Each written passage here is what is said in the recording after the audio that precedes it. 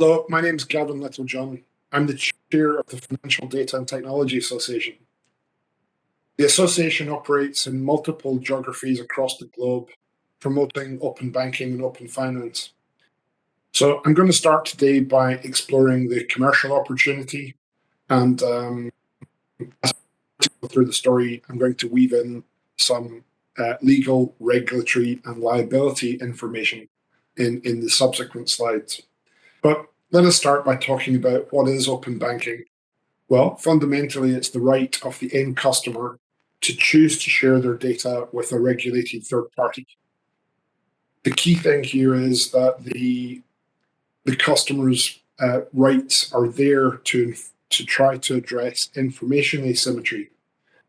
As financial services across the globe has become increasingly data-driven, data science-driven, algorithmically driven, if the competing new party does not have access to the data that the incumbent provider has, it becomes very difficult for them to offer a competing product or service.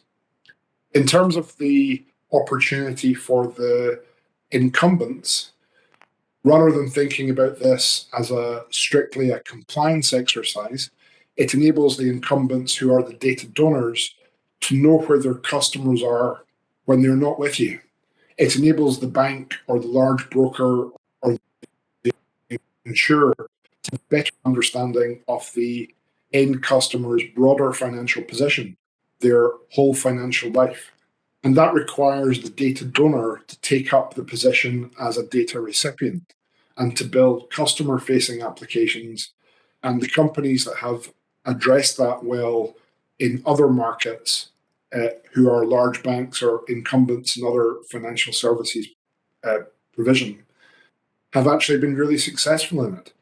They've been particularly capable in making themselves better at lending to customers. It has removed friction from the lending journey and improved affordability, improved collections. So we're seeing a huge rise in banks across the globe adopting open banking to try to improve their lending. In terms of the broader suite of innovation, there's been an awful lot of work done in the field of money management, helping the end customer as a consumer to better understand their financial life and to make informed decisions. This has been particularly helpful for people who are not at the very top end of the financial spectrum, who don't have access to financial advice and tax advice. It's also helped end consumers make investment decisions and to enable the more intuitive and flexible delivery of their regular savings into investment opportunities. And we've seen, as a result of that relationship between money management and investment and income management via the open banking applications, those consumers get a much more easy experience in managing and paying tax. And of course, in the UK, we've seen a huge growth in open banking driven by the cloud accounting providers. Those accounting platforms are now making up about nearly 50% of the API adoption in the UK market, and automating to a certain extent the bookkeeping and accounting processes from the flow of banking data into the accounting ledger. So huge range of opportunities, and a lot of venture capital flowing into this space. The global flow of venture and private equity into open finance, open banking related applications is phenomenal, as is the rate of acquisition from the large incumbents acquiring and or partnering with various parties in the fintech space.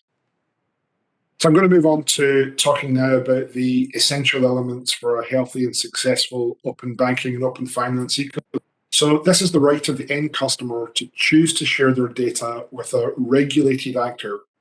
We're trying to create an ecosystem that reduces or eliminates the chance of bad actors or criminal gangs getting in the middle and having the customer share their data to the wrong place. And the customer being able to, through their own free will, express the need for their data to be ported from their incumbent provider to a new actor. The key thing to understand here is that the choice can only be enabled if all market actors are required by regulation to participate. Otherwise, the customer may have a fintech company they wish to use who's not able to get the data from the data donor incumbent. And that, of course, means that the customer can't express their right. And the other really important thing here is that the data donor cannot pick and choose which data recipients that are allowed to get the data. That is the customer's right to choose where the data goes. And we've seen in New Zealand and Japan and the United States who've been progressive on the technology, issues arising where the customer has not been able to express that right because one bank has chosen to not enable access to one of the data recipient companies, the technical service providers. So the other key thing here that runs in parallel with the customer's right to move the data is how they express that right, and that's done via explicit consent. The customer should also be able to remove consent, and those consents should be written in plain language and easy to understand. Two elements of the consent need to be present in the business model. The first is clear definition of what the data is needed for. So, for example, if the opportunity here is to create a mortgage application, the data should not then be used for something else without going back to the customer for further permission. And we need to also understand precisely what type of data is needed for performing the role. So the data recipient company needs to articulate in the consent request what data they need to perform the role, and they shouldn't, of course, be taking data that they don't need. And then using the modern technology of APIs, that then requires the customer to be sent through the API to the data donor company, where access is provided via the customer authenticating that they are who they say they are, and the customer authorizing the data request that has come from the data recipient company. And then the key thing, and really one for Taiwan to be really aware of is the opportunity here for digital identity. As you move from open banking, where there's quite high levels of connectivity between the customer and their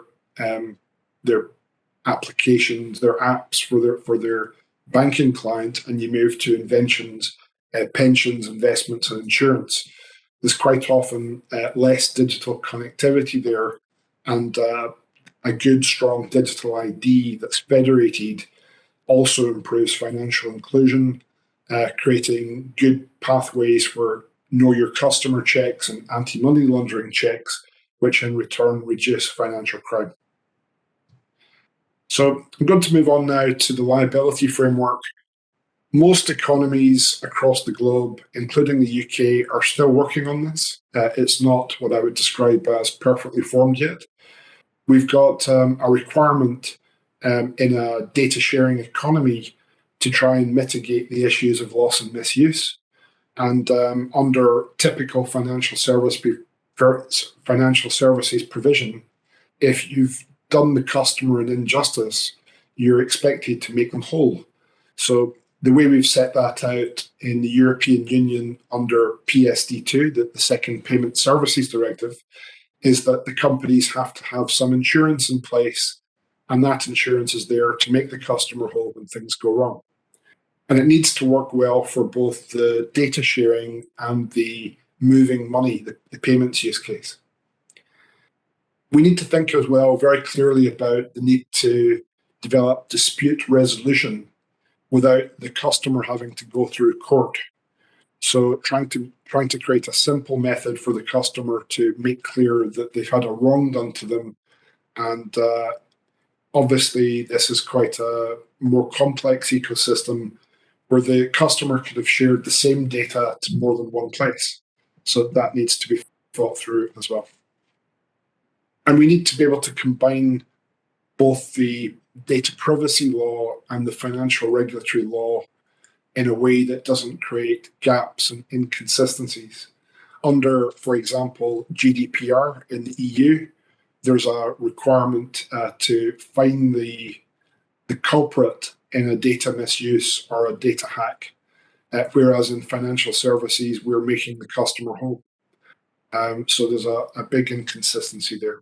And of course, those first three things of customer data right, consent, and liability need to be formed into a proper legal and regulatory system. And a few things of note here.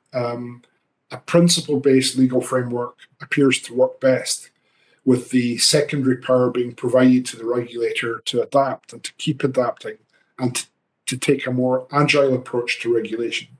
The reason for that? Well, very simply, innovation in this field continues apace, and written and deeply prescriptive laws and rules don't adapt quickly enough. So it's important that the companies that are operating in this space are given very clear direction to focus on better customer outcomes and what that looks like without trying to prescribe how that should be done. And as I've said before, all parties within the ecosystem need to be regulated. A couple of additional points. The law shouldn't dictate technology because it keeps moving. And I guess the other side of that is that the law should absolutely compel the participants to work together on prescriptive technical standards. So let's think that through. The technical standards here enable companies to easily make connections. It reduces risk, it reduces cost, but the law cannot prescribe what the technology is. So the companies are very good at solving these issues. And in order to make that happen, we need to kind of write these high-level technical standards that include how digital IDs are used, things on the security profile, the trust framework between the actors, and so forth. And these decisions should be made before the legislation is made, so that technology does not need to have to be unwound. And in terms of governance and funding of an implementation, this is straightforward. All parties should pay in a fair and proportionate way to fund the central orchestration body. We had great success in the UK with the Open Banking Implementation Entity, which has delivered a significantly higher quality product than countries that have attempted to do this without some orchestration layer. And the key stakeholders should be properly represented in that. And when the decisions are reached, they should be binding to avoid execution drift. It's really important that you have some central technology to measure technology that doesn't have a commercial interest in what's found and reported. And that enables the ecosystem to have faith that that all parties have their technology working satisfactorily, that we're able to get to a kind of higher quality delivery. So that's my final comments for today. Many thanks for the opportunity to participate, and I look forward to joining in later in the panel discussions. Thank you very much.